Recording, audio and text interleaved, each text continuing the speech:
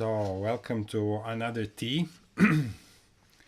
And look now, since we have these higher seats, we almost block our little flower back there. So, good to see you guys. And today we will be talking about equanimity. Yeah, that's the topic. But the problem with this topic is that so many people know about this word, but they're not really clear on what it means, because it's not something that we use in English language normally. And plus, whoever learned it connected to like the courses of meditation, they have been explained different things. In meditation, they mean one thing during sitting and conscious breathing, but we're going to be talking about what it means when we want to manifest something in our life. What kind of equanimity we need. Yeah, and most importantly, what is the natural law, the universal law that stands behind these words? Because we have noticed that many people use non-attachment, letting go. We all speak about it, but whenever we ask, so what are you really letting go of, it very soon stops after that because It's not super it's clear. not very clear why and what should we let go of, what we should be attached to and what not. So we decided to pull it all together. Of course, we have spoken about this extensively in our Make-A-Wish course. Guys, you can remember how we dedicated particular attention to this how to want things and how to not want things. But we'll put it all together to understand what is the energy behind these terms. So, like usual, we want to actually start with you guys, and we want to ask you, what do you understand to be equanimity? And how do you use it in your day-to-day life?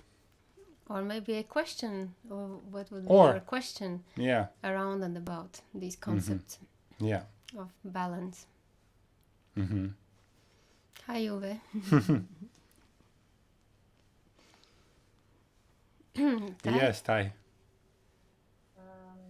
Well, actually, what I remember,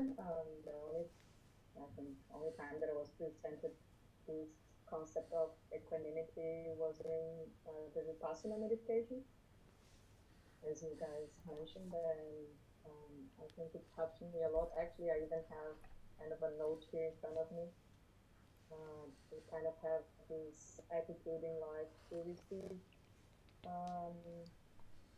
How can I say? Maybe put the mic a little closer to your mouth. We can't hear you really well. Oh, Yeah, can you hear me? Better, Yeah, better. better. Thank you. Did you hear me at all before? A little. No. Yeah, we heard, but Very it little. wasn't very clear. Yeah. Okay. So, do I need to repeat? No, right? It's fine. Yeah, just go on. Okay. So, it's like not being very judgmental with the situations that life presents us. That's what I kind of understand, and that's the kind of mentality that I like to keep. Because of course, life is not just it's made of ups and downs. So if we just have some kind of aversion to what is presented to us, then you're missing, I think, a very important lesson that might be needed for our growth. And of course, it cannot be just like all the way down, because otherwise life would be just a total disaster. So I think having this positive attitude towards life, what is presented to us, I think it's trying to make the most of it.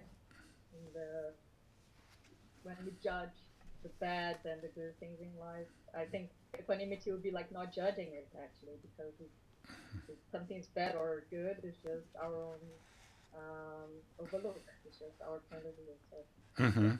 Yes. Okay, thank you, Tai. It's interesting. Yeah, this is that approach that I was referring to, that we get connected to the meditation. Still, what you mentioned is trying to stay happy, so it means that all this is also bringing already duality. I am happy or I am unhappy. So the duality still stays present there. That's actually exactly what I wanted to hear, so that we can go deeper into the topic. Thank you. Uh-huh. Who else would like to share? What is equanimity for you? Or do you have any questions about that equanimous state? Yes, Yeah, Giacomo. Giacomo.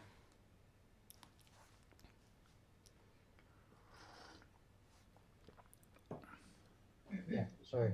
Mhm. So it is a question that I go through quite often during my whole life. I found that one of the Buddhist rules that really apply to me is thinking that the only desire you should have is the desire to improve yourself. Everything else should flow. So I found out that if you let things flow, you are in equanimity. Yeah, if you let things run, take their course, the only desire you should really have is, what can I do to improve myself?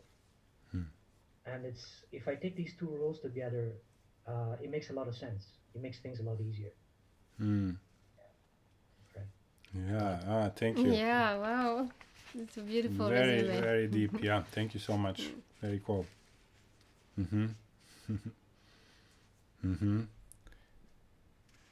Yeah, who else would like to give their perspective? What is equanimity for you, and how do you actually apply it practically? Or if you have any Hannah? questions. Yes, Hannah. Yeah, guys, press the little hand, because sometimes we think you're waving away the flies or saying hi to someone difficult to discern. Yeah. But it's okay. Either way, fine. Yes, Hannah. I feel applied. I learned it when I was traveling, because especially in India, like sometimes even in Indonesia or any country, but it's like, especially in India, you know you're out of control.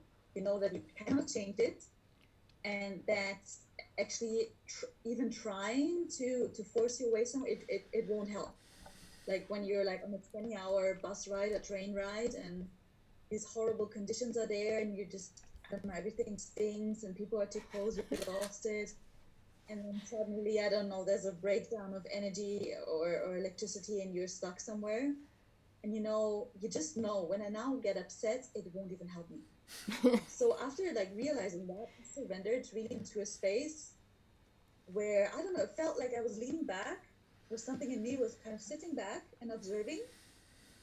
And once that calmness came, new solutions come. So I know for now, even when I came to Bali one time, and I didn't have the address, I don't know, I didn't ask where my friend lived. And the people came to me and they wanted me to take a decision.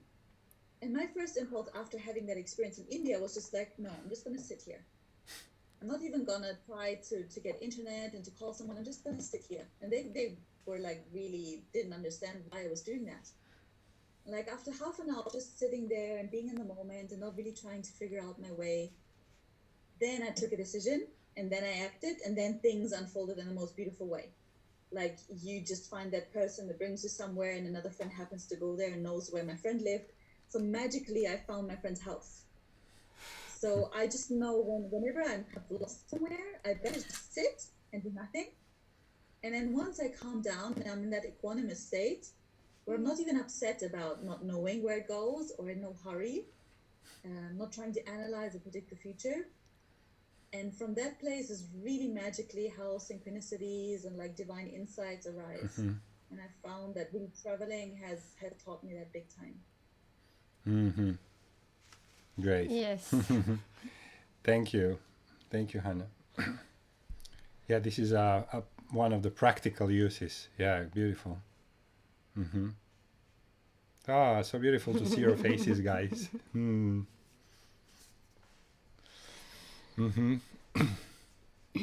Yes, Yeah. Anne. Anne. Hello. Hi, Anne. All right, good. You can hear me.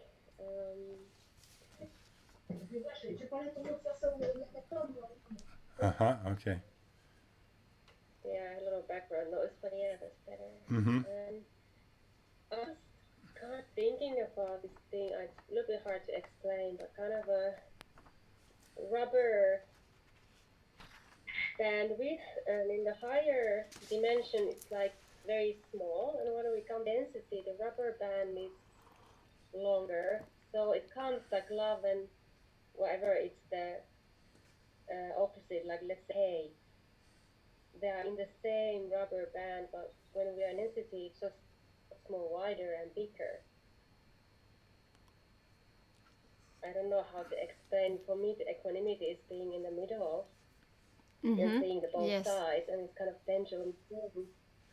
Maybe you are too nice, then it swings the other way. Yes. But something it's not necessarily about being a negative thing. It can, swing both ways. Yes. Realization. So being in the middle of the pendulum. Thank you, Anne. Yes. Very cool. Yes, exactly. So we have Sheila and then Uwe. Sheila. Okay, I have to put the microphone on. Hello. Hello, Yes. dear. Hi. So good to see you, Sheila. Hi. Nice to see you too. It was like a couple of weeks ago. So, yes, nice to see you and hear you. Okay, so I have a question. I'm sitting here and trying to explain for myself the word equanimity because I couldn't reach you from the beginning. The equanimity state, you say. And what does that mean? I listen to you, so I have a clue, but still, I'm curious. Great. I want to know more.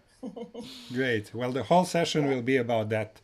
So by the end of the session, we hope you will have a really, really good idea what it is. All right. So it's like sometimes it's like just waiting and then I have the answer. This is, you see, this term comes when it's connected to meditation, and usually it means not being attached to any outcome. But we will go deeper and actually explain why why is it important, and second, what happens when we are not in that state, how the universal forces actually start working to compensate for our not being unattached to any of the outcomes. So you will see by the end of the session it will be clear. We talked about it also at the course a little. We just didn't call it equanimity, but we called it something practical. You will recognize it. All right. Excellent. Thank you. Yes. Thank you, Sheila. Okay, I'm sitting here and still Yes. curious. Thank you so much. So Uwe and then Sylvia. Yeah. Uwe. Hello, all of you. Hi. There's something about desire. I did the inner engineering course from Sadhguru. Great. Wonderful. Desire, and it was very interesting. I took a note. I just read it from here. Desire is where life is happening. Where life is, there is desire. The problems and misery comes from desire that has not been fulfilled, and when desire was experienced unconsciously. I find this very interesting. So obviously we have desires, all of us. And when it comes to equanimity, from my own experience, most of the time I'm in this state where I'm floating and I'm happy and things are happening and I'm happy for everything that happens. Like by the end, everything happens for a good reason. You get what you need, you don't get what you want, kind of thing, in a way. And but sometimes I have this feeling that like there's 5 things in a row or something that they happen and I'm completely shadowed. Like I'm like, okay, so maybe today is not today, and see what tomorrow brings. And this is very interesting that this awareness sometimes is missing. Sometimes I have this little awareness, and I think it comes from meditation and all this spiritual work we do, that we have this little gap where we are aware that something is happening and we can take control or take responsibility. But sometimes this awareness kind of is missing, and then like it's like raindrops, like boom, boom, boom, and you get bombarded with these little things, like maybe in work something doesn't work out, and then the next thing happens, and so on and so forth, And this is kind of interesting that sometimes I think it's these little tests we get over time, and being more aware and take this awareness into the current moment, and this can be a challenge for me at times. Thank you. Thank you, Uwe. So cool that you bring in Sadhguru, because he has been through this and he has been deeply through it, and he's trying to make it simple in order to reach as many people as possible. So he has to simplify things. But we will see why he says that. Why he says that a desire is okay. He has to say it because he wants to reach thousands of people. He's not reaching only monks. And you will see. Who was next? Was Sylvia, and then Lisa.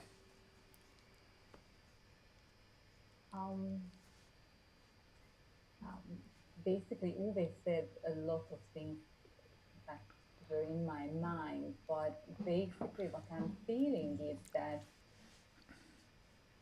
it's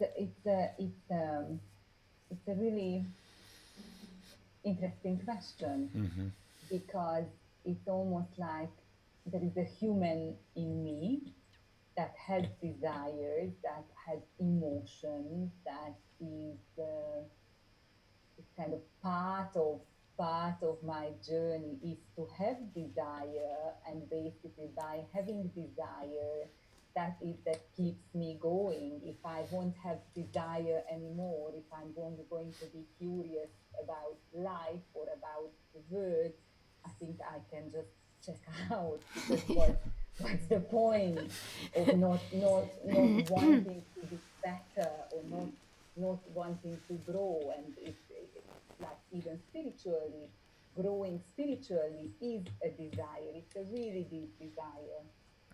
So not being attached, whether I'm spiritually growing or not, for my human part is a path. And then there is the kind of other dimensional part of me that sees that well, everything is fine, and basically it really doesn't matter, and doesn't matter in every level, doesn't matter because it's no matter. So it doesn't matter whether I'm going to reach that point in this dimension or in this lifetime, or I'm not going to reach that point, or whether I'm going to have this or be that or do that. It doesn't matter. And I remember when we did this exercise while you were here, guys, that we were standing up, and everybody had desires, and everybody had certain aspects, and I was kind of in the center, in the middle, feeling how the divine feels. And from that point of view, that was a very anchoring experience, actually, and thank you for that, because from that point of view, I really had this absolute clear experience that for the divine it really doesn't matter. and it can be good, bad, ugly, it can be intense, it can be angry, it's anything. The divine is just feeling this beautiful flow of energy. Well, I feel that the desire is something that is the fuel, that is keeping me alive, I think. So not being attached to what I have a desire for is an art. Is an art form.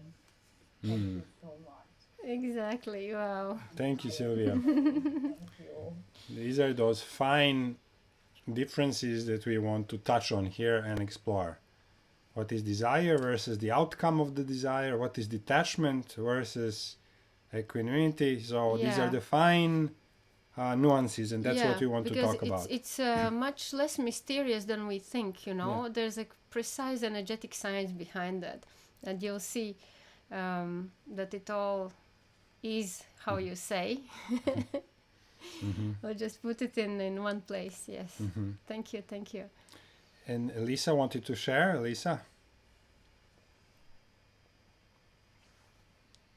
Hey. Hey, This Elisa. is really weird listening to. I can't even hear. I'll try like this. Can you hear me? We can. Yes. Is it really loud? It's good. It's good.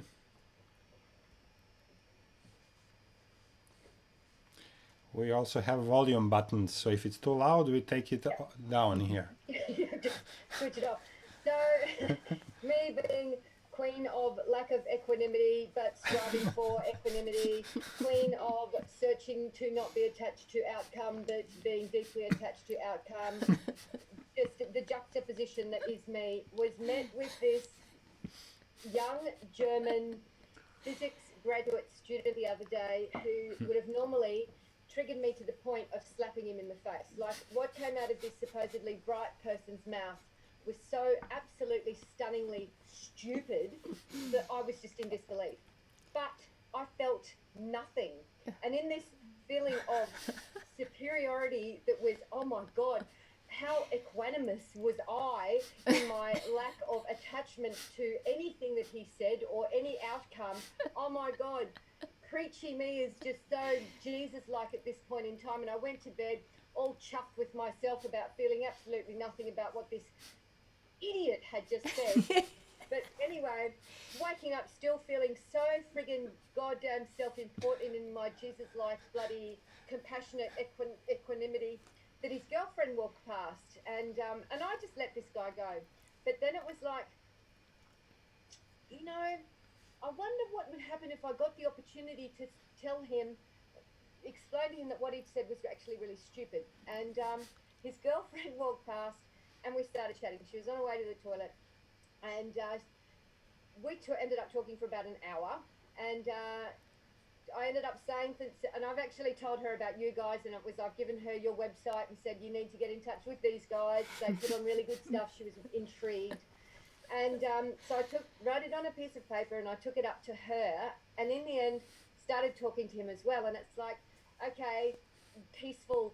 I didn't take on board anything that he'd said. It was like I had made this opportunity in order to be able to express to him that what he'd said was so dangerously stupid and so dangerously wrong that I hadn't actually let go of the attached to the outcome at all. I had created a situation so I could go on my little preachy box and go, little smart ass boy, well, I'm going to tell you what the truth is. So it's just so funny how like Anne is like, here's the rubber band at either end, and it's like I just tricked myself into this false perception that I'm sitting in this middle point when I'm absolutely not. Just because I'm not feeling anything here, I'm so not. I'm so manipulative with myself. I'm such a liar to myself. I'll wheedle in and get my notes so that I can do my preaching, get my thing across, explain that he's a bloody idiot, and then I walk away feeling, all Jesus-like and full of equanimity again. That's awesome. So anyway, that's my story. Oh, beautiful. Thank you, Lisa. You know that holy outside eye that sees ourselves from the side, that makes all the difference. Yeah, thank you for this. Beautiful. Yeah, and thank you for highlighting. This is very common that once we have the intellectual knowledge of equanimity, we think that we are. But when it comes to the trigger, that's when we see how much we are equanimous. Yeah. Like everything else, once we know it with the mind, it's not. We're not there yet. We just started. Then it's about actually practicing it. But how we are taught in our schools is once you learned it, you are it. Not really with these difficult concepts. Yeah, like these last days, for example, okay, so vaccines, no vaccines, it's all good, life knows better, let it be, let it flow. And then Qantas mandatory vaccines for everyone who will travel. No! This is when it comes really straight to your experience. You can see whether you are equanimous or just in theory. Yeah, so it was all about vaccines. Yes, so this is the huge polarization at the moment, which actually brought us to this topic, because there has never been more global division in the world than now about certain topics.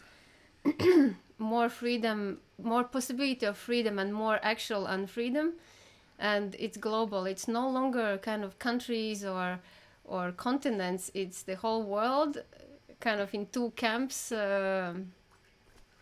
pro and against things. Yeah. So that's where equanimity actually will come in handy to create. Actually, if we want to have that peace and balance in the world, well, the only thing that can bring it is not fighting for it, but holding that peaceful, stable, and neutral position from within. Yeah. So you all know the concept that if you want peace, you cannot fight against war. Fighting against something will just bring more of it. Fighting for something will bring the opposite. Yeah.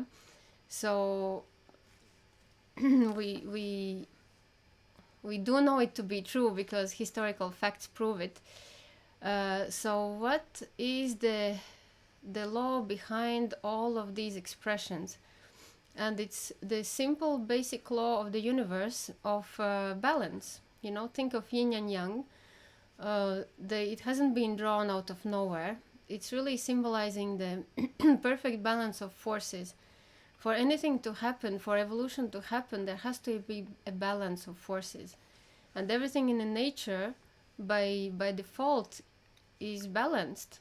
You know, let's say you have a hot temperature, cold temperature. The wind is created to balance out both. Yeah, there are seasons, there are night and day, so everything is in balance and happening in the right time. The nature doesn't have preferences. It follows the balanced cycles of life. Who has preferences are humans, but nevertheless, those same principles of balance apply to us.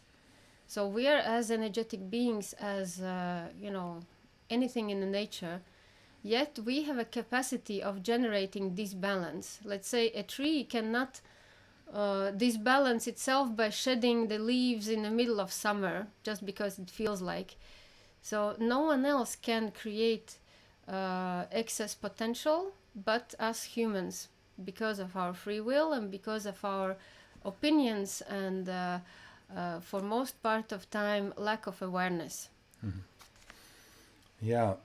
So in Buddhist teachings, maybe you can explain how Buddhists have tried to get the point across throughout generations about this basic universal law of balance. And it's interesting also, there are different branches of Buddhism.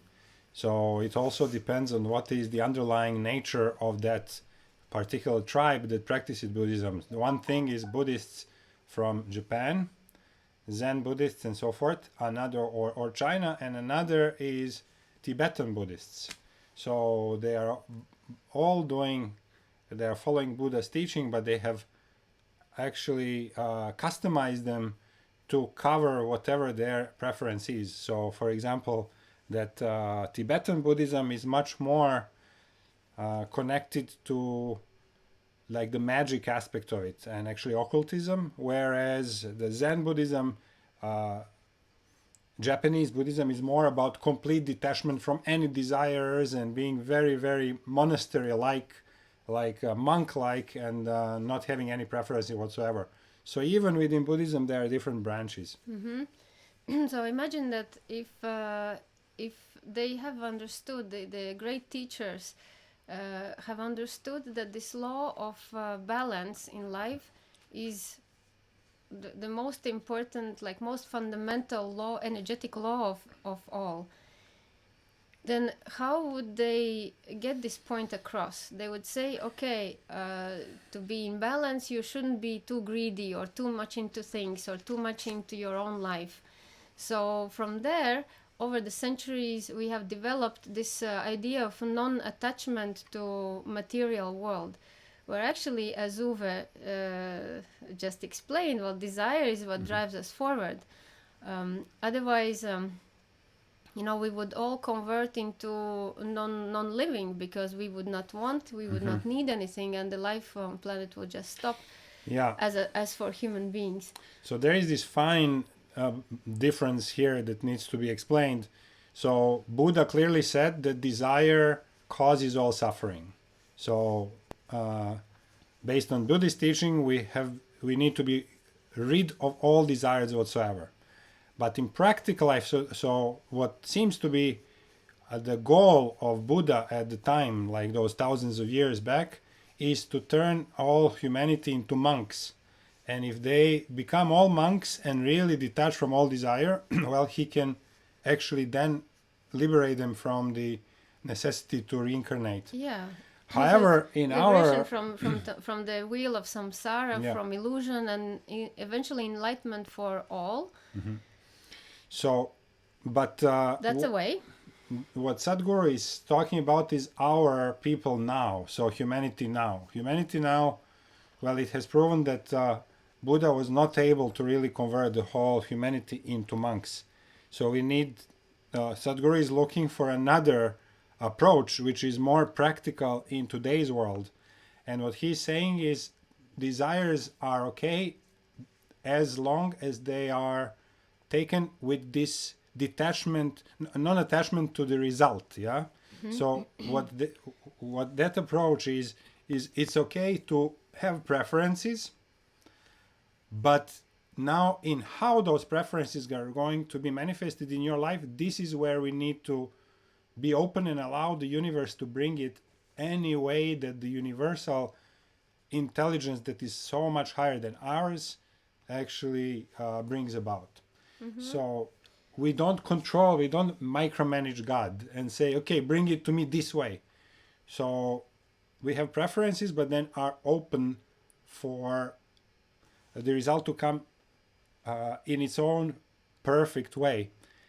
And the danger there is that those desires, we need to know where they're coming from. So Giacomo has actually boiled it down to a very simple law. My only desire is my own advancement.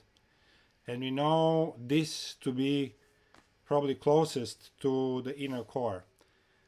Because if we have many desires, we don't know from where they are coming. Desires can come from complete misalignments that we bring from our parents, that we bring from the school and all that. So we can have very unaligned, unconscious desires to make it which run our lives basically. Yeah. So if you notice that your desires are running your life and deciding what you are doing and what you can, what you cannot do, that's not a good idea. That's not the way to go. If your desire is the curiosity that drives you forward and makes you explore, create, and live, this is another kind of desire. Yeah.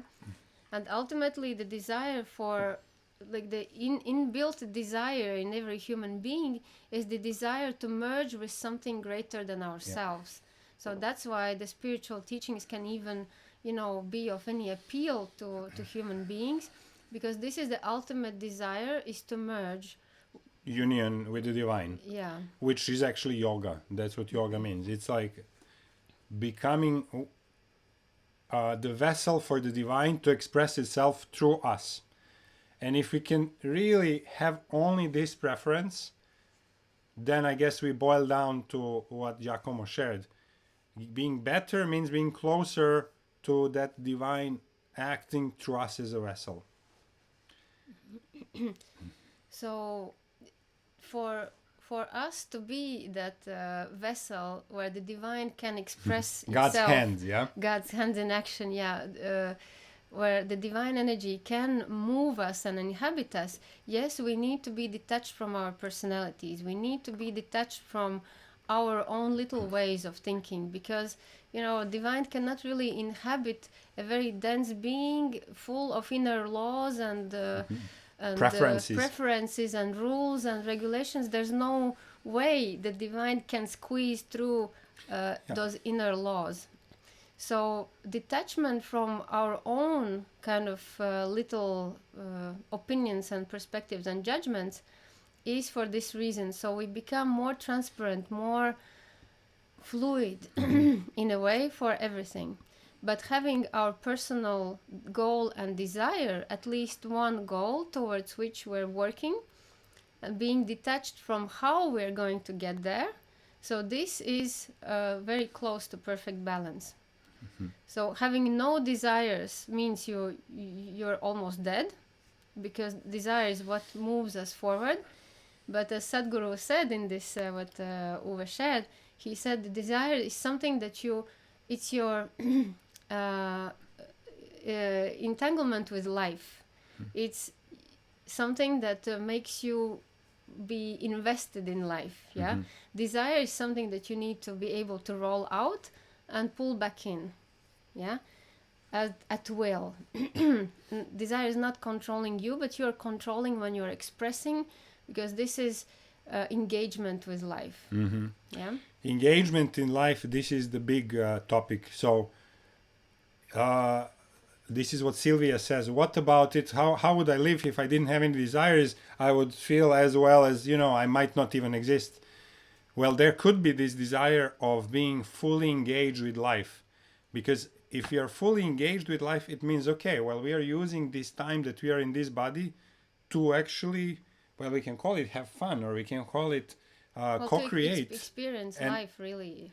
And allow really those divinities, okay, they want to touch the material world. Well, let me allow any sort of situations that come my way that I can imagine, so that interaction between non-material and material happen, which means this translates is complete openness to any sort of full embodied living. Yeah, is it sports? Is it like existing? Is it a motorcycle and driving through Tibet, or whatever it could be?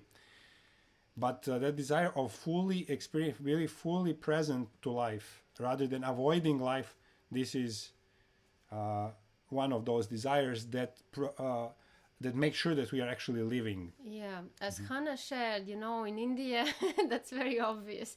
You just realize that you cannot control a million of uncontrollable facts. So you relax, and by default you enjoy it for what it is. Yeah. So this is this kind of stepping back. And Hannah, you very nicely said that it was like someone in you stepped back and released the grip. Okay, I just let it be and enjoy. And you see, very soon after this releasing the claws from control, things just take the magical flow. That's how life is actually designed for us to be. And this is why a magical flow where things happen from absolutely uncontrollable, unexpected ways. Yeah. That point is super important, and we covered it also at Make-A-Wish course. This is that point where we have expressed that desire, and this is also what Lisa is saying now, that she struggles with that detachment after the desire has been put out. But the point is to actually state what your desire is. Like Hannah's desire was to arrive and find those friends to get together with, but then telling to the universe, okay, now gods, create through me and surprise me in which way this is going to come about. So that's how we release the attachment to the outcome. Is I had a certain idea how this is going to happen. Universe is so much smarter than me and so much more imaginative. I allowed the universe to bring it to me in their own divine perfection. So that's how you actually detach. You detach from the method of how this is going to come about. And the problem is, if we have already the idea how we want it to be, we will grab the first solution to get us there. So Hannah's first solution would be to connect to the internet, call the people, and miss completely on meeting all these beautiful people that have helped her actually get to that place that she was looking at. Now, because she released her preference how this is going to come about, that was the detachment. Yeah, she detached herself from the method of how this is going to come about. She had met number of people, created whatever came as a consequence of this new solution to the problem that the universe brought. that has enriched her life. Yeah. So actually, the real equanimity, the definition that shortens everything to one sentence, is accepting both possibilities, the best and the worst, as possible. Yeah, accepting both the worst and the best possibilities as possible So at any given moment. best and worst being, of course, your, what do you know what is best and worst, but like your whatever you judgment, think yeah. right now. We cannot avoid our opinion about things. We cannot avoid, it's very difficult to train our minds in being completely neutral in our opinions, what you would like, what you wouldn't like. But at least if you can do that much as include both as a possibility and be fine with it, Yeah. you will already, stand on a very stable zero ground. Yes, Giacomo. But I find that I am very happy to follow these rules and they make a lot of sense to me until I am at a point where I am responsible for other people. In my case, for example, my kids.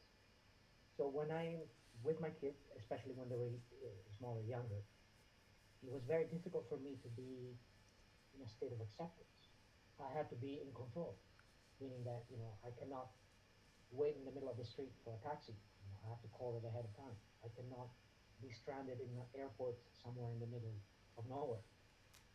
So this state of equanimity in me changes. So I can be in the flow completely when I'm by myself.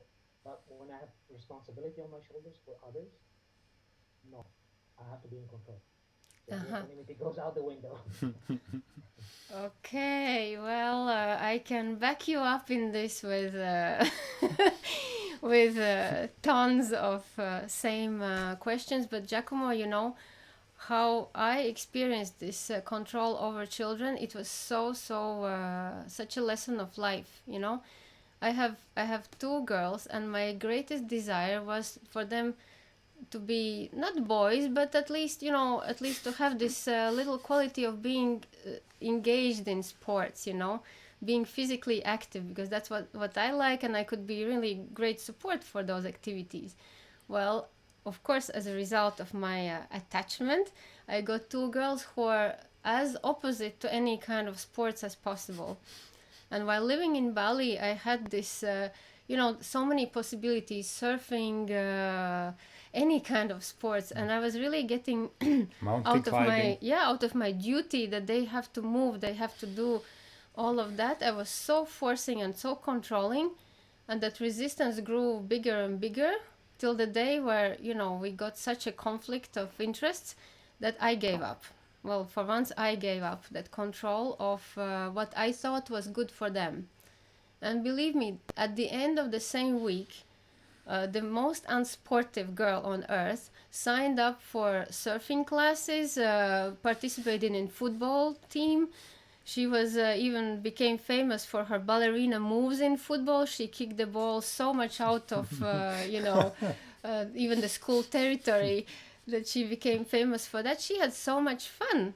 Well, she didn't get any sportier, but she did get this excess potential that was coming from me to cover things how I thought it should be for her, actually prevented her from getting to that normally or naturally. So when I want to control that they don't miss the plane or whatever, well, she had learned so much of being late, and everything is always divinely perfect, but not controlling how they get to from place to place is actually creating adventure for them. Not a boring trip, but adventure. And they enjoy that, of forgetting the hand luggage in the plane and then somehow still making it on time and running against the current, checking back through the customs while the next plane is waiting, forgetting the mask, so that's what makes their lives colorful. And I say, okay, if she misses the plane, I'll buy a next ticket, not straight away, but I'm quietly there ready with a safety net and double safety net. But I understood that my preference for how it should be is actually robbing them from their own experience of life, and it has proven to be so healing for me and my needs of control. And let's actually just stay a little bit on this, what you said last. So the need for control or attachment would rob people from their own experience of life. That goes for you too, Lisa, that you wanted to persuade the guy how wrong he was, which will rob him from his own way to experience life through his way of seeing. And in the case of Evia's girls, well, she became ballerina football player. Well, that's unique expression. Like nobody expected that to happen. And but it was hilarious. It was hilarious for the team. They were desperate because she was of no use, but it was so much fun for everyone. But nobody can have imagined that that outcome at all, because we just are incapable to imagine ballerina football player. It doesn't exist. But the girl invented it because that was her natural expression. So that's the miracle that happens when we drop those attachments. So this control that we exert out of love and responsibility, actually that's the one that needs to be controlled the most for ourselves, because the equanimity of things having a certain divine rhythm underneath, because there always is one way or the other. I'm in different country than my mom, who had a really severe illness, and so my responsibility as the only child would be to drop everything I have and rush there and take care of all the details, organize and manage. Well, you know what? My mom grew up to manage herself and the healing process and everything in a very, very amazingly independent way, because I didn't sort of rush to control the situation the way I think it's good according to my enlightened perspective. So my enlightened perspective might not match what she can handle anyways. So she had to go through the cancer treatment in a traditional way, but which was more down to earth and gave her so much of a perspective on things. It was amazing that her whole thinking changed. Whatever I was preaching for 10 years before had no effect, but her going by herself through her own healing journey, and I could just close my eyes and say, okay, I trust. Chemotherapies and stuff, I just had to trust. That was the transforming moment in her life, and not my drinking noni juice and alternative therapies, what I would suggest. So these events teach us that everybody has their own journey, and our responsibility extends only as far as a non-invasive help, when asked for and when needed, and keeping it to the essential, I would say, to the essential, and stepping in when it's really energetically appropriate. Because how much I could have spoiled experiences for people by over eagerly, jumping in with solutions. It's not the best thing. So we can be equanimous and responsible. Lisa has a question. Lisa?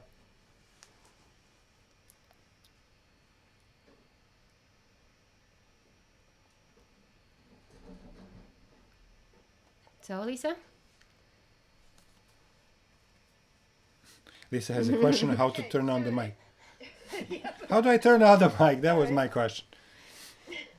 So then, if you've got this person that comes to you and says this stupid thing that we know is a stupid thing, how do we know then that this isn't divine timing for me to be stepping forward and realizing that this person is sprouting out something that is an untruth, and the divine timing is him happening to walk past me at that particular time and say this thing out of the blue for me to say, well, sweet person of stupid nature, have you ever thought about that maybe this might be another possibility? So it's this, like you're saying, like to Giacomo saying, I need to be in control of the taxis and all of this. No, no, no, it's, you know, allowing this and this to happen. Is it divine timing that this kid walks past me and says this at this point in time, that we're right next to each other at the campsite? It's like, when do you not intervene? Like, you know, the schools of thought that say if you see the dog getting beaten, you've seen it for a reason, and it's your obligation once it comes into your realm to respond to that. It's like, I struggle with that so much. That's a good question, Lisa. And you have noticed that something came into your life that requests for you to interact with, yeah? But now how you're going to interact with this, that is that open field.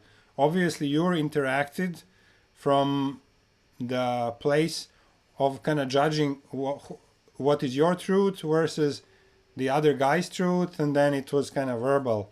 But there's so many different ways to react to this based on whatever level of interaction you want to have.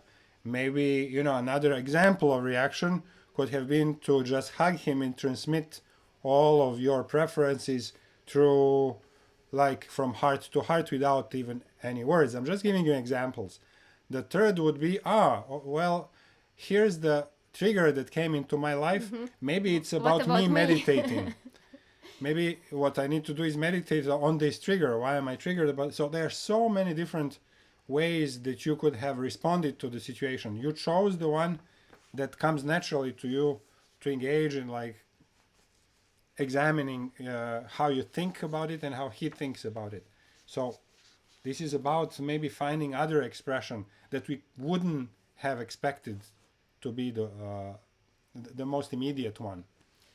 And the thing is that if he didn't ask for your enlightened perspective, there's no one there to hear it.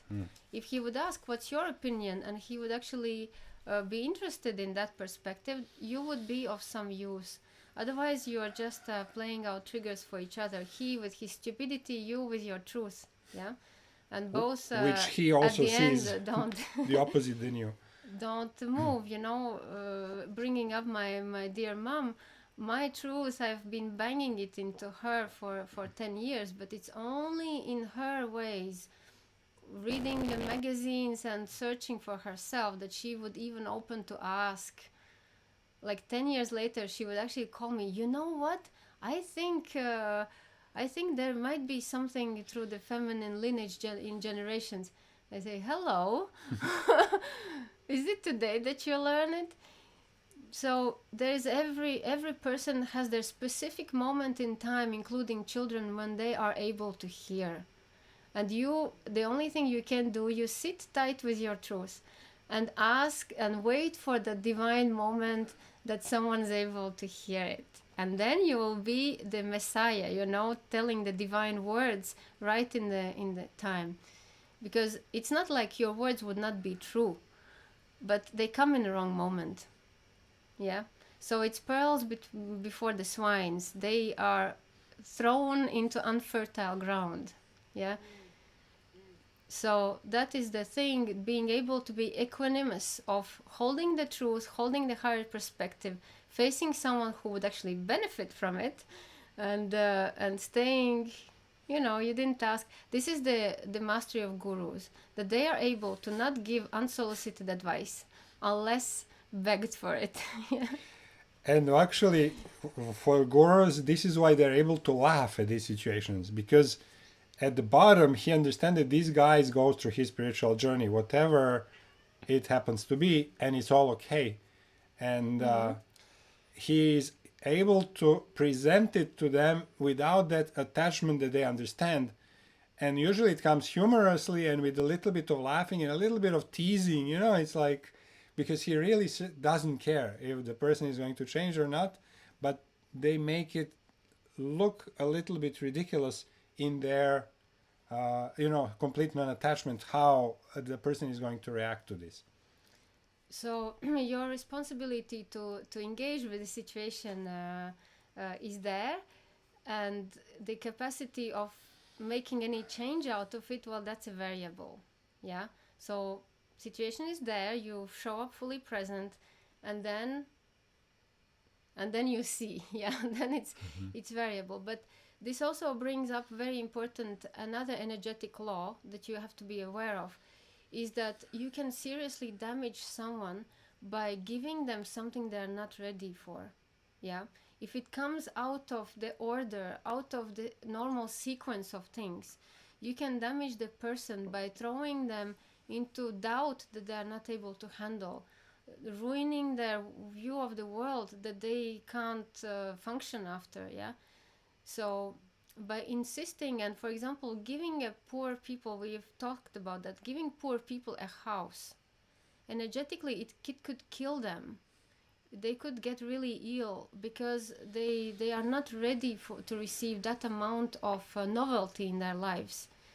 So by being kind and giving what we can or what we are able to give, we can harm people. So we have to be very careful on this, how much we give also to kids.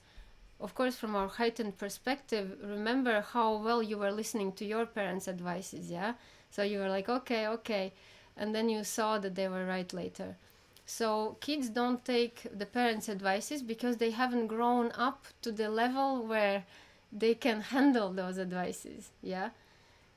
So it's not because they wouldn't want to, but because they have to have a certain ground stabilized before they can take in the full scope of your advices. Same for parents, same for other people. We cannot interfere in somebody's choices of life or rhythm of growing.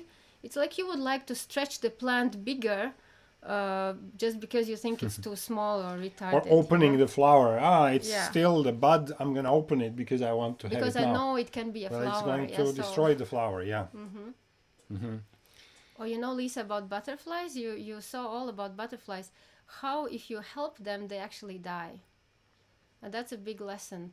If you help a butterfly out of his cocoon, they might just die because it's a millimeter process. So our evolution is in the same spirals. So we might go through the same questions and doubts over and over to reach higher and higher understanding.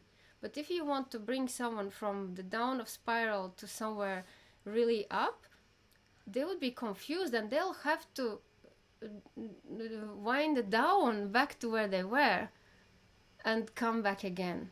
So we can't be any ladder if they are not ready, if they don't have free space in their system to use this shortcut. Yeah, it's it's a lesson that comes with many examples, of course. But this is how it works energetically.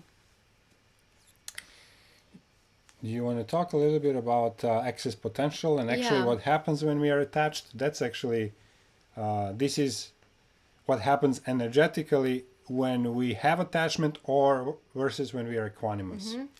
So we understood that the Buddhists tried to tell us that attachment to things, because that's what at their time everything was simpler. So whatever one could be attached to were things, you know, things, food, life, but even that, then not to the proportion of now.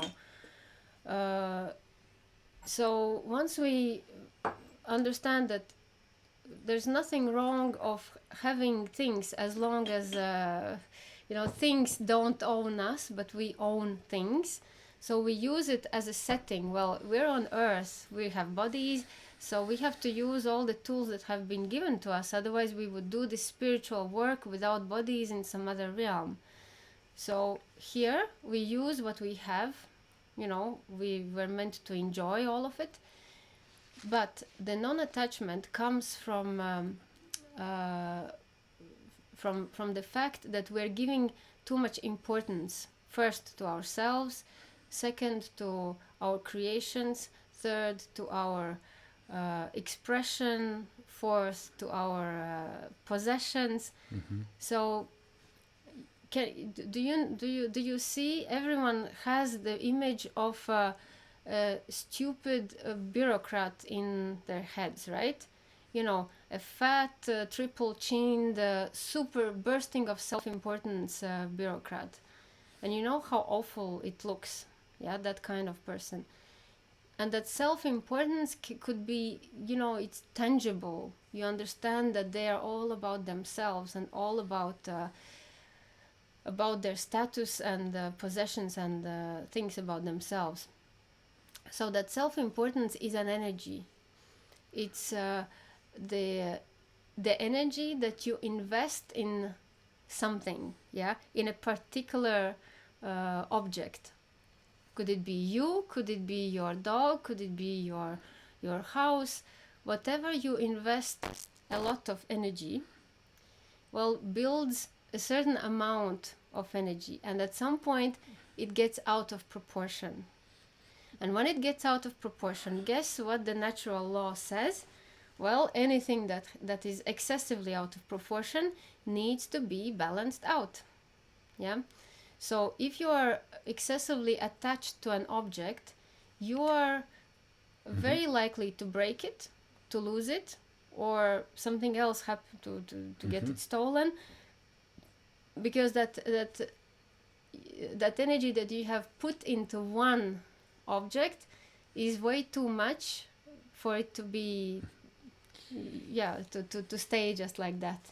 So we can imagine it that whatever we imbue with over too much of our attachment or desire, it is all kind of like over-inflated tire. So it is either going to blow that air back to become in the balanced state, or it's going to be burst and we're going to lose the whole tire. So you can imagine, and this is being attached, like Evia says, to the objects, it's also being attached to outcomes. So if we really, really, really want to have this outcome that it's so important to me to arrive on time, if I lose this plane, it's going to be disaster, my vacation is going to be ruined. Well, this is the situation that calls for the long lines and for crowds and many sort of complications that are going to make it not happen, so that you can learn the lesson about it. Being on time is a good example, very universal. So when you want to be on time, well, that's the moment that you have the highest chance of waking up late or having some unpredictable obstacle.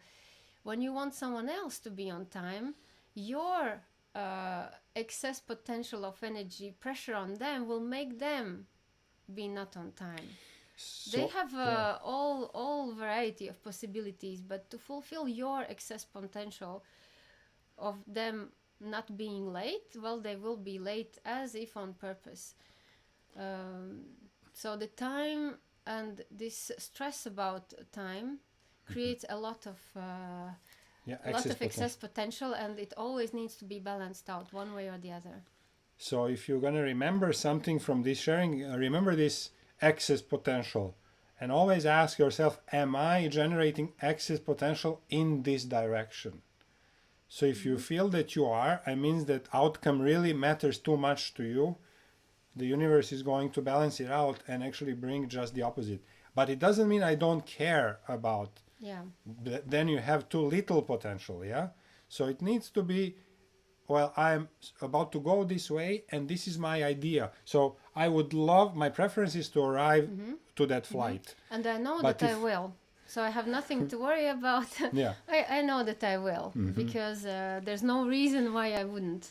And in case that I don't, I know that the universe is bringing me something even better, something that I wouldn't. It brings me the ballerina football player, yeah? It brings me something I couldn't have imagined. So that is that state from which we are completely non-attached, because you know that something better is coming. And if it seems to be worse, that it is the first step towards learning a lesson that is going to be opening us up to even higher frequencies. So in a way, there's no way to get it bad and to get something that you cannot handle out of the universe. You have gotten it because it's something that we need to learn from. So that's a little bit how it works. Yeah. So you have one way is to steer your life, knowing these laws and actually using them for yourself, having the supreme goal, as Giacomo says, for the spiritual elevation, not being attached that you have to achieve enlightenment in this life, for example, because those who are looking for that enlightenment are the ones who are the most likely not to have it, because they're putting too much energy and too much intensity into that. Surrendering to the flow as it is, yet masterfully using desire to create energy that moves things forward. So once you know this law about balance and law about that, creating your reality, you can combine both with this simple formula, having a preference instead of attachment. Yeah, I prefer to arrive at my destination in this chill, super cool way. But if I don't, maybe I shouldn't have, maybe it was not a good idea to travel at that time. But usually, everything goes smooth from the moment that you just joyfully follow your own plan. But if you don't care about it, then it's another energy. It's a little bit masking. It's trying to mask or sugarcoat your kind of attachment by masking it as I don't care. Yeah, it cannot be just the opposite and saying I completely don't care, and then you have been you solved it. It's actually the preference is there. We would like to arrive there and have a beautiful detox trip, whatever it happens to be, but we detach about how it's going to come about. So yeah, that's the point. But literally deeply kind of allowing that it comes in unpredictable ways as well. And you can really go through the trickiest situations with this attitude of knowing what it is that you want at the end. For example, our journey back from Turkey could have millions of interferences. The point is, we know that we want to get back from Turkey to France. Okay, so that's clear enough. Then we know about those possible, like there are 5 points that can go wrong and with high potential of being able to go wrong. So we say, okay, if we get stranded in Turkey, well, we'll continue from there. We have our equipment with us, so nothing bad, weather is good. So we took away the success potential by not making a big deal out of if it doesn't work. Yeah. If they don't allow us to France, we will go to Italy and meet Giacomo. It was like... or, anything is possible. It helps having a plan B, plan C, plan D, so that you don't put all the eggs in one basket. Only that one plan has to work out. And by kind of full of trust starting to journey towards that goal of getting back to France, actually all of those weird... let's say check-in agents that normally would ask, where's your visa, where's your this, where's your permission, why are you traveling together? They did ask it, but then there was a moment of confusion where they didn't know in which category to put us because of different passports, and so they just, out of not knowing what to do, handed the passports back. So this is where you understand that divine intervention is following its course, because they had 3 people gathered and none of them knew what to do with this category, and the easiest they could do is to just let us go. And and so on and so forth, even including the fact that by chance we arrived in France one day before lockdown, and including the fact that Zane, who was supposed to come and pick us up, had a car breakdown, even for that, and there's no other way we can come to our mountains but by car. And the car, motivated itself and worked till the end.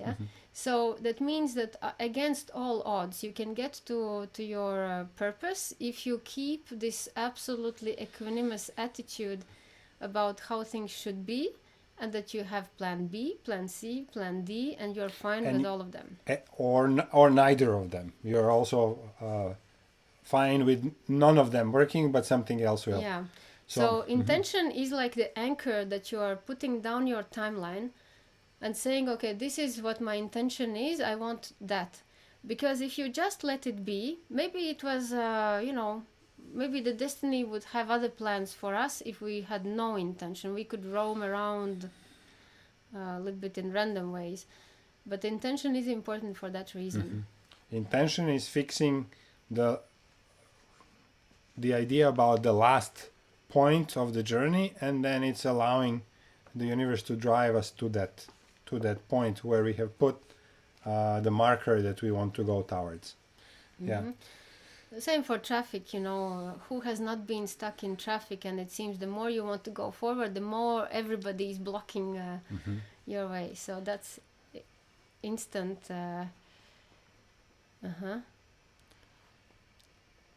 Yeah, so Anne's example, exactly.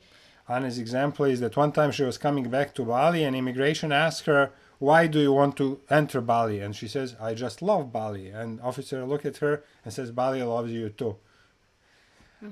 Yeah, or for example, I buy my crystals in Singapore, so I came back to Bali with something equivalent of I could open a little crystal shop, yeah? So of course, I didn't want them to pick out that luggage for the check, and you know how in Bali it's completely random. They can open it, cannot open it. It's random, but they did open it. And they saw like heaps of crystals inside. And so this is the moment where if my importance would be too dense, they would kind of take it on the side and make a big deal out of it, because there are a serious amount of different crystals. But because my importance was not that big, I would just joke with them and say, yeah, well, this is for good luck. This crystal, yeah, I need a lot of good luck. So what, And they all started laughing, 5 officers gathering around my crystal bag, and we're all laughing about it. And it immediately dissipates this stiffness of their self-importance, of wanting to catch people and to somehow prove their importance. And my rights for bringing whatever I need, the inner principles and rules. So humor is always something that dissipates this excess potential instantly. So don't hesitate to use it, for sure. Yeah, we have many, many examples of that. Yeah, and so we would like to highlight this famous letting go thing. Yeah. So we are so much encouraged all the time, let go, let go, let go, let go of your past, let go of this, let go of that. So what is it? Like, how do you let go? Do you forget? Do you kind of don't think about it? So how do you actually let go? And it's not as easy to just, I let go of my past, yeah? You can, it's literally just the words in the air, because you cannot let go of your past and all that you had. Except if you are flooded like me and literally you're picking out from the mud old letters and they're dripping water. That is a physical letting go where, literally nothing is left of that. So before, you really have to make it physical. If you want to let go of something, it has to be physical. You cannot let go of things in your mind. You can only fool yourself into letting go. If you want to absolutely let go of something, you must be sure it does not exist in your physical reality anymore. Yeah?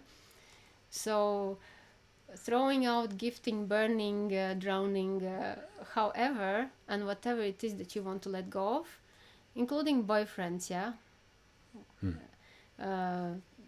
And other toxic relationships. Once you have exhausted the gold mine that they are for your growth, and you can't handle so much lessons in one person, then you can let go of them by actually completely removing all contacts, everything, but and making it a point to never come back to the conversations or any interaction with that person. That is a true letting go. Otherwise, it's letting go of the idea, and that doesn't work.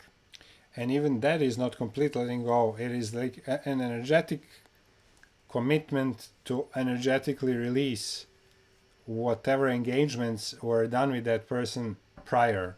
So we actually have to do the release from the cells and from intention and the cells, physical and mental and emotional. If you let go of a person, you must make sure that it has been released from every aspect of your life, including energetic.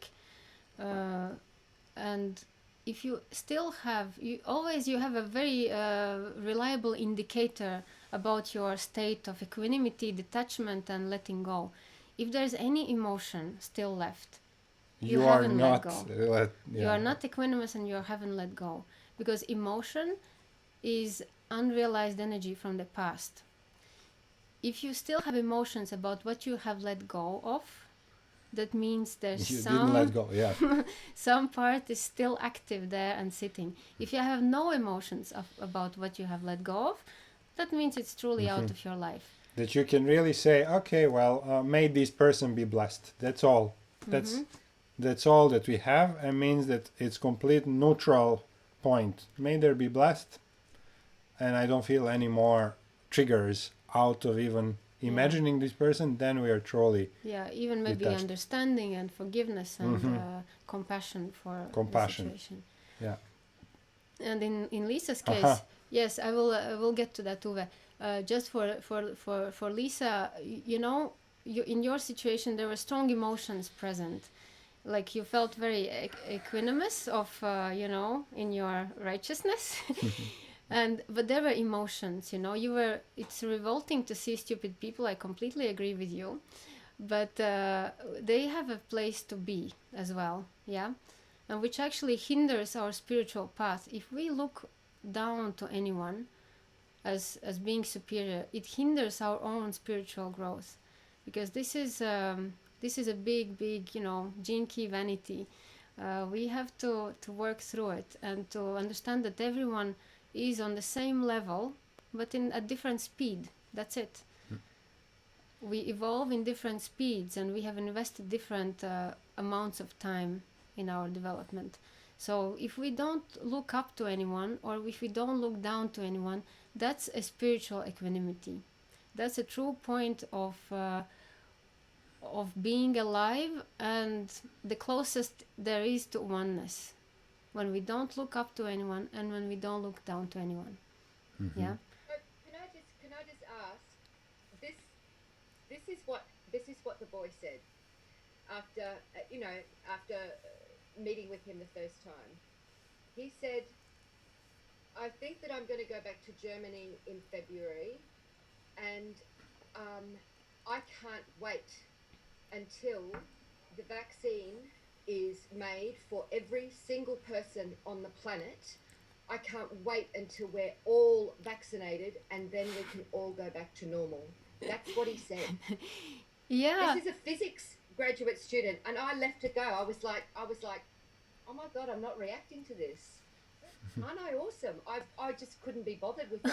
And it was the following day that it was like, I think that I need to plant some seeds in this boy. That's when it hit me. It's like, he can't get away with this. He's in a bubble of, what the fuck, little boy, wake up! But I planted the seeds in him in a very kind and sort of, but that's what he'd said. Yeah, I know, it's horrible. It's exactly, yesterday my daughter said that her chemistry teacher was having the same exact words that you said.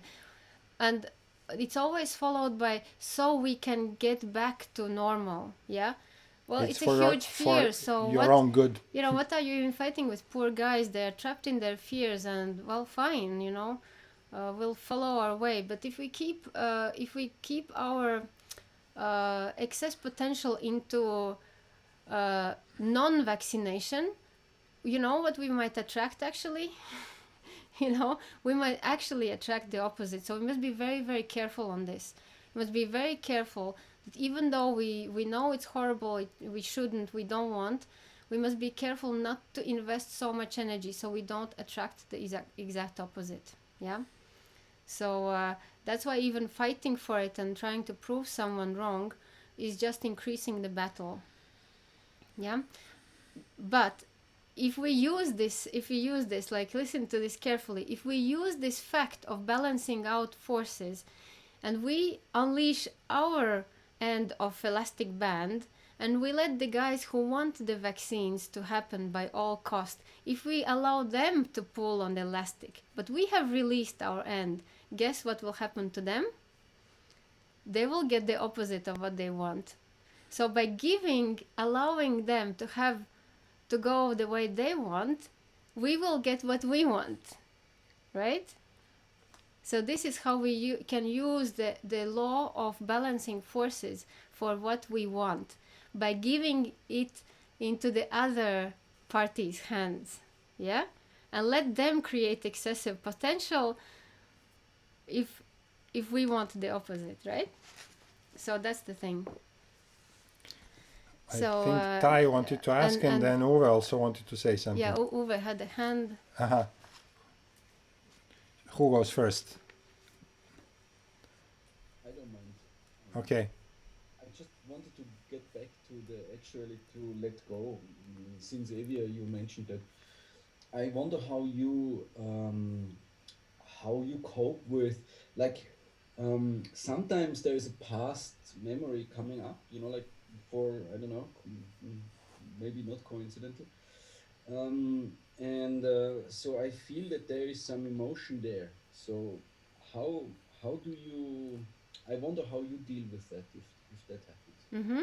Yeah, so if emotion comes, emotion is always 100% residue of energy from the past, always. Always. When you are in state of peace and here and now, you don't have any emotions, you're just peacefully quiet, that's it. So if emotion comes out of context, it's a past.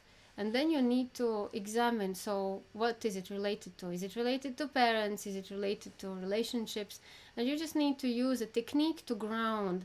Even if you don't know any technique, you don't want to go to any healer or whatever, you just take this one simple exercise that we keep repeating.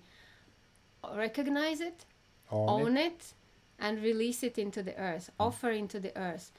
It's just energy, We can go into the stories, what it means, what it meant, what it could be. We don't even need that. It's an entertainment to dig into what it was, where it came from. The basic thing is just energy from the past, like a bubble trapped in your system that you want to get out. It's no longer compatible. You have moved on from that situation. So bring that bubble out. Recognize, okay, I feel angry. I really feel angry. I could strangle that person. Yes, I do recognize I could strangle a person. I even understand that it's not a good thought, but I'm having it. I own it. And then you release it into the earth. Really send that bubble really down until that emotion is exhausted. And, there's just quiet peace instead. So this is what works for everything, everything, everything. Emotion is just energy trapped in your body. Get it out. If you push it away and try not to deal with it, then it has a chance to grow bigger and to actually stay in the system. Mm-hmm. And always take responsibility. Responsibility and owning your situation is a halfway of getting it done. When you recognize, so instead of saying, oh, no, I'm all enlightened, you say, yes, I am judgmental. Yes, I did feel judgmental, so that's what it is right now. I own it and I release it. I will try to improve this later, but for now I'm judgmental and I release my anger because the world doesn't work the way I want. That's it. Any moment that something doesn't go the way you want, recognize it, own it, and release it. This liberates the energy for the new future to come in. If you walk through your life with all your bags of preferences and attachments from the past, I mean, where can new thing come even in, Yeah. Mm-hmm. Tai, you wanted to ask something. Yes, actually, I have a question. When you're talking about the universal law of balance, it came to my mind that I have at least few friends that they get into these relationships that they love the guy so much that they pull them away. Exactly. You Exactly. know, then like, oh, I'm so in love with him, and the guy just doesn't care about them. Exactly. So, do you have a better approach to this, like in this situation, like how would be a more balanced Yes. way to this thing? Yeah, absolutely.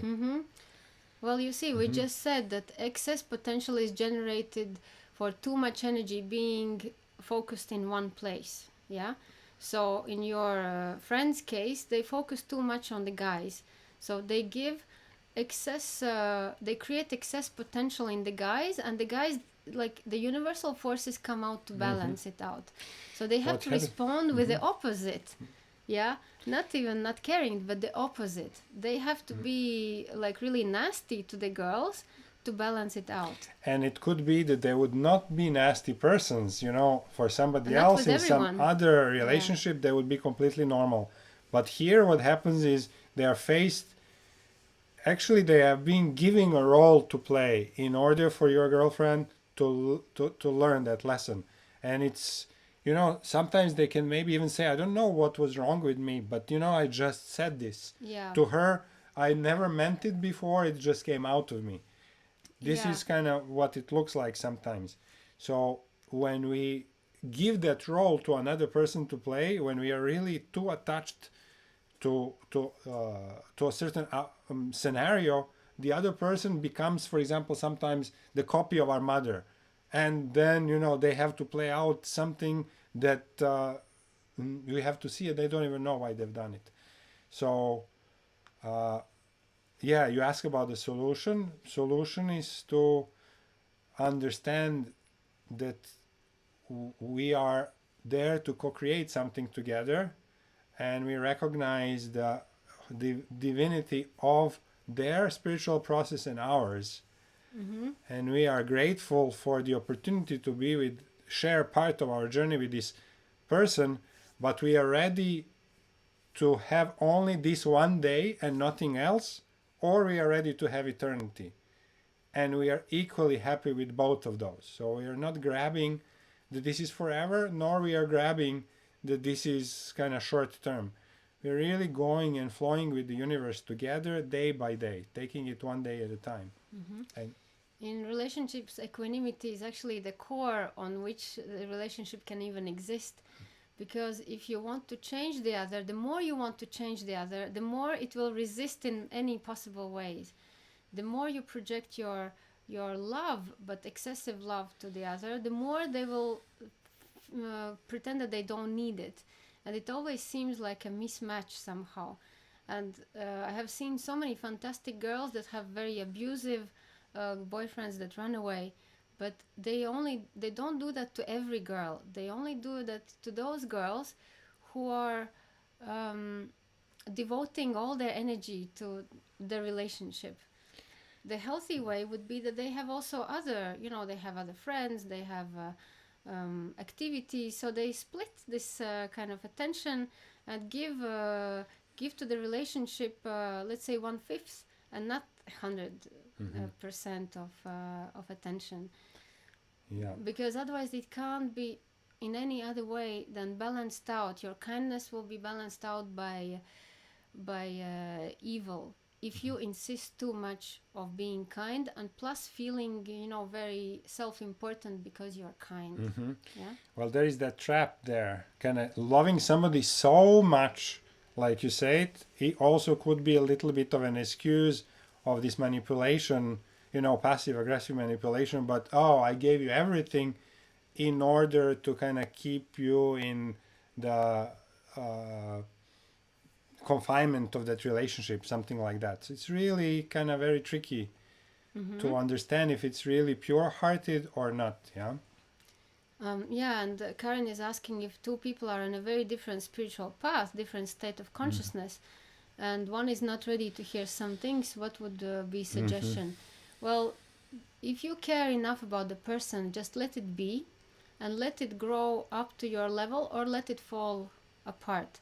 If you feel that it's hindering you in your ways, and you really are functioning like a half person because you can't share what's most important to you, then you have to let go of the person.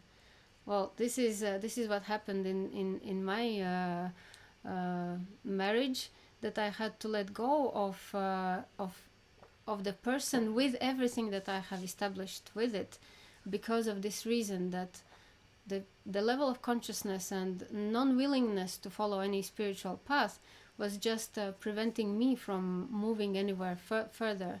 So sometimes we need to be lucid and cut it at the point from where you will walk with your speed. Yeah, you're not a locomotive that needs to drag anyone behind. So and actually the opposite of that, you are supposed to actually soar together to help each other grow and be 10 times more than you can be just by yourself. But the one thing that I can guarantee will never ever happen is that you will convince the other one to follow your ideas. This is lost. This is lost cause to begin with. It will never happen because the person will get more and more defensive because they don't have space to integrate so much new things. So don't even try to convert anyone, no matter how much you would think it's good for them. Let go if you can't, if you see that it's not going in the best way for you, but don't insist. It will not. More you insist, worse it will get. Yeah. So relationships are very good mirror for this polarization of forces. Yeah. For example, you can be in any other way, but what the other people put as expectations on you actually makes you act a certain way. Have a very difficult answer, for example, is when they come so many on. But yeah.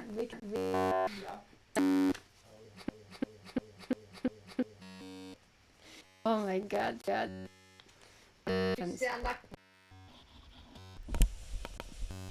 So let's see. Of course. So this.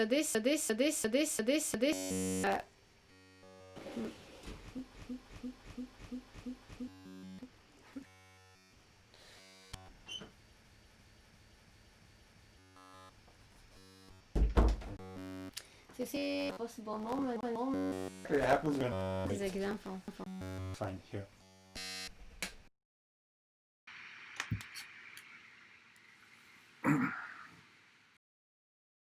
I think it should be getting back now. Yeah?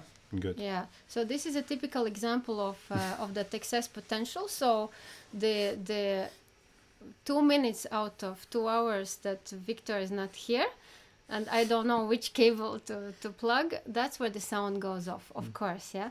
So this is a perfect illustration of things. So no need to panic. You always accept the best and the worst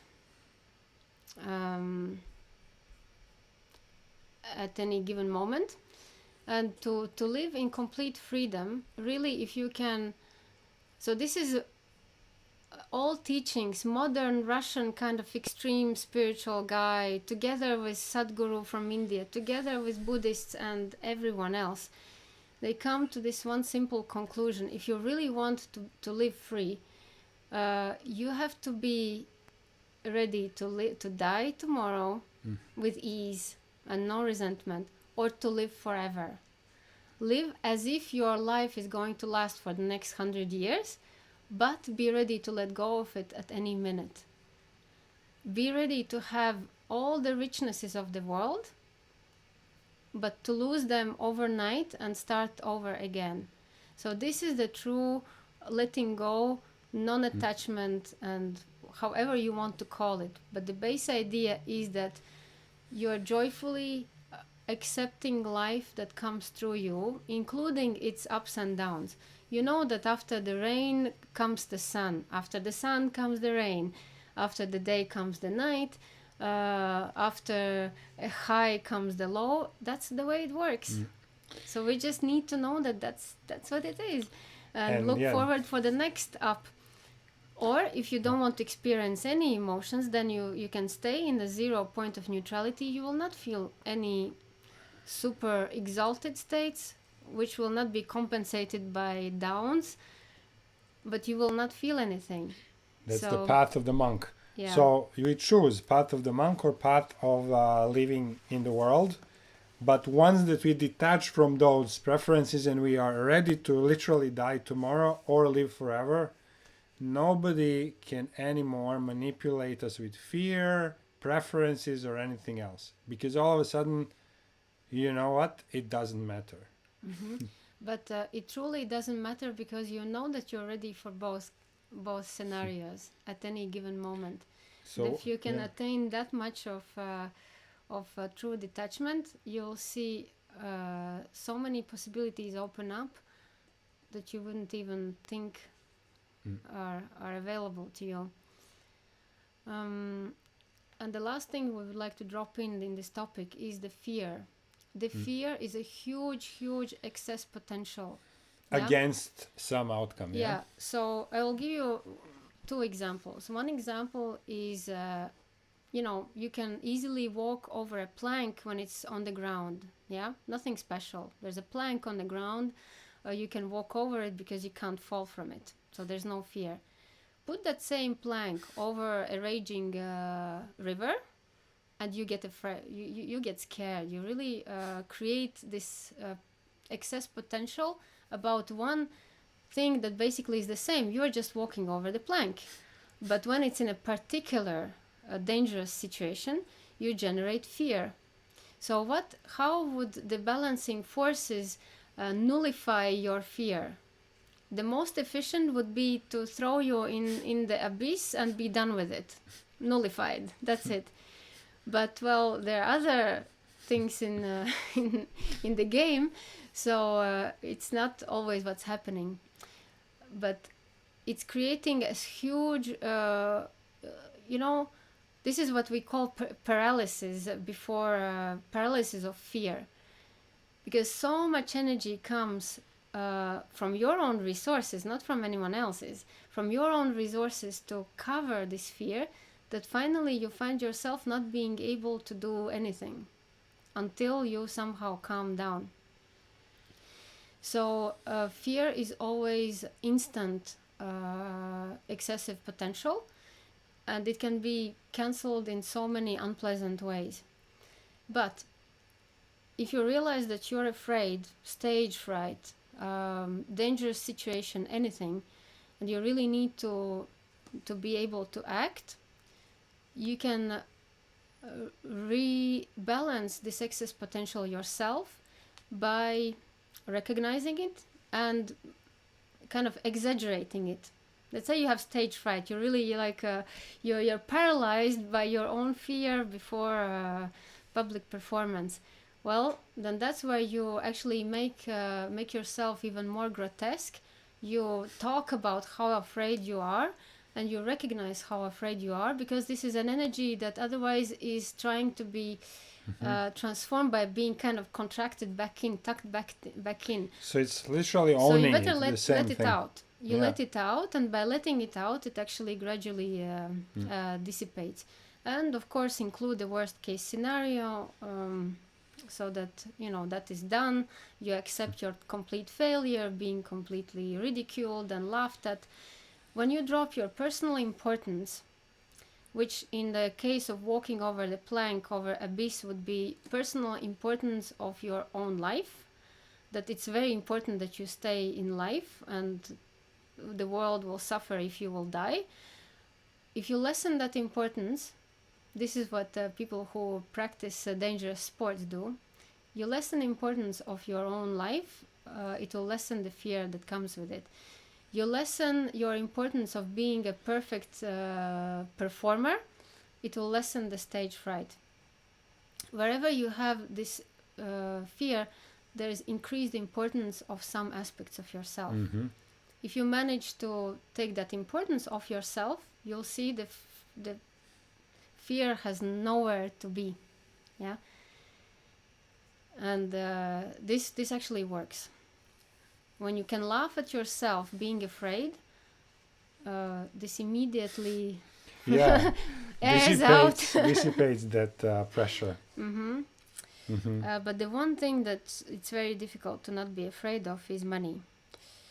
And I know that it's easier said than done, but I love how Vadim Zeeland from Transurfing put it, and I'll probably just quote you the whole sentence because it's very well represented.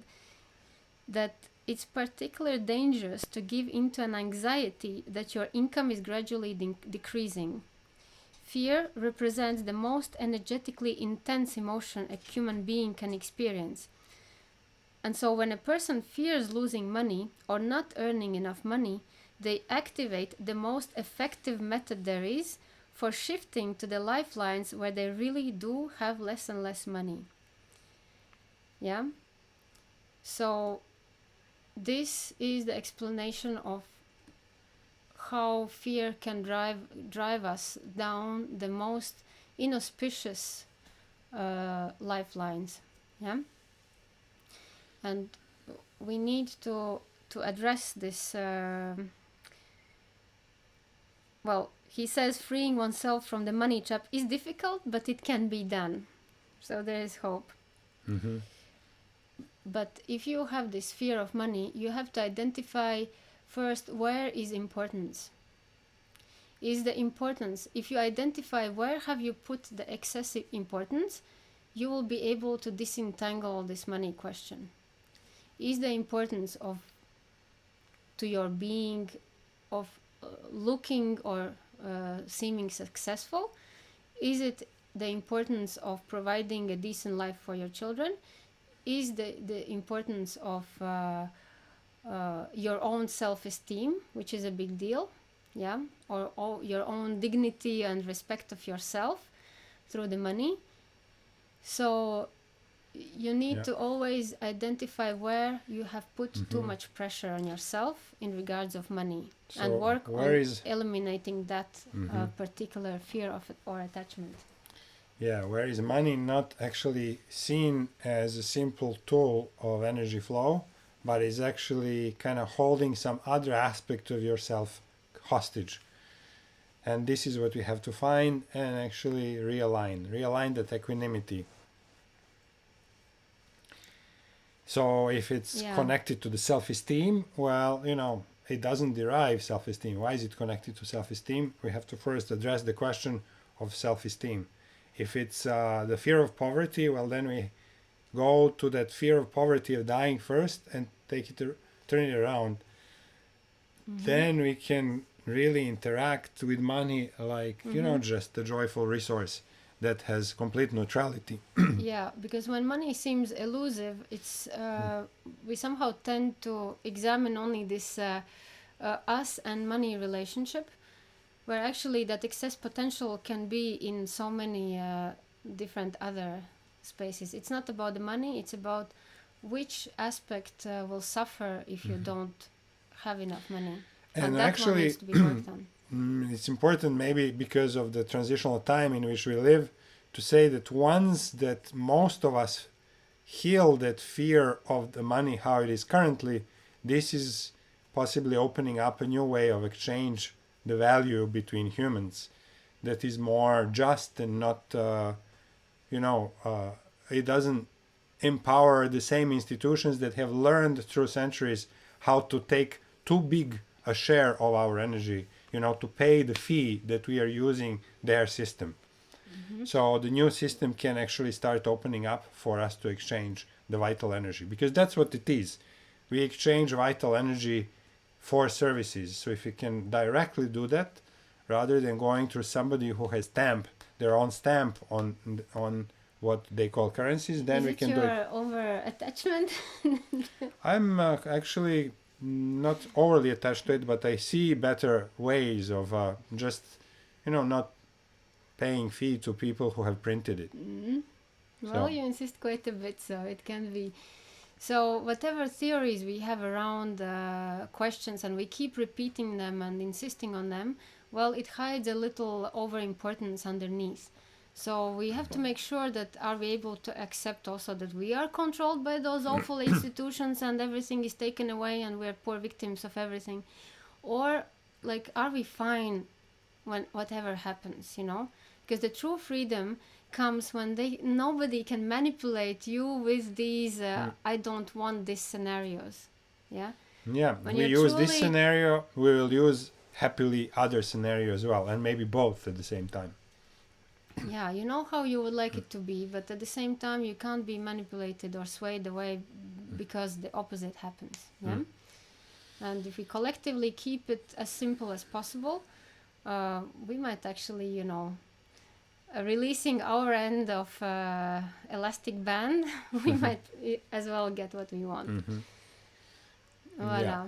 So this is the subject for contemplation for the times to come, because this polarization is increasing and increasing.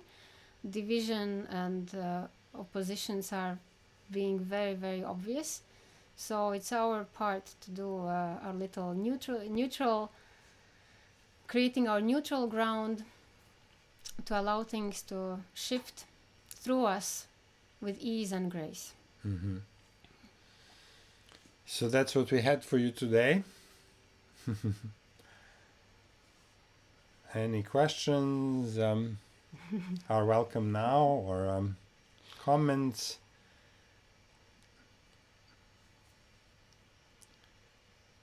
Yes, Sheila. So is it clearer now? What is equanimity? Sheila. And then Thai. And then Thai, yes. Oh, Thai, if you're speaking, we don't... Oh, wait, we are not hearing you. Let me just see. This is probably the consequence of...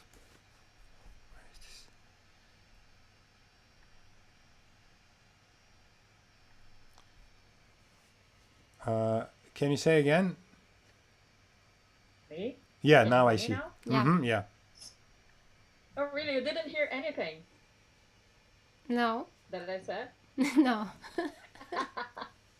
It's all right, but thank you so much. It was a very enlightening lesson today. I didn't really realize, how can I say, I haven't put together this idea of the universal law of balance and how things really work with the excess of potential and fear, because I thought I didn't have. So I have a lot of material to digest at the moment. So thank you very much for this very rich lesson. Welcome, Yeah. Thai. Sheila, did you want to say if this is clearer for you now? Yeah, thank you. Okay, yes, I have my answer for these talkings now about my question in the beginning, and I love to listen to you. So what I want to say, I love to listen to you, and the way you express yourself, the widening up my world. I'm so touched when I'm saying it. I mean, this is lovely. You don't even make my day. You made my weeks, days, hours. And this is lovely. All the knowledge you have, and you're sharing it. I mean, I don't have words for it. A really Thank big you. love to you, and yeah. Thank you, Sheila. So little. This is lovely. Yeah. And I also see what I can, when people are asking, then I spread the word, and widening up the world for us together, because there are really different people around us. Nothing like a right or wrong, And this is amazing. I love it. I love it. Thank you, Sheila. Thank you. Thank you Thank you so for your much. kindness. Yeah, thank you. Okay, beautiful ones. Thank you so much. So, yeah, we then leave it at this, and we allow our hearts to be so warmed by these beautiful words. And so, yeah. By your beautiful presence. So thank you so much for showing up every week. Thank you for being as here. you are, and your precious comments and stories and energies. It's really, it's important for us to see this beautiful bunch of little window of the world all together, from New Zealand till Bali, Europe, everywhere. Beautiful. Thank you. Okay, dear ones. See you next week, same time. Lots of love. And see you soon. Bye. Ciao. Just wanted to say that yes. the way Chilla recognized and honored you was just so touching, and I didn't have the words to say it, but it's exactly how I feel. So thank you, Chilla, for saying what you said. Oh. It's just really thank you. Oh, so now we'll switch off the screens and go and cry.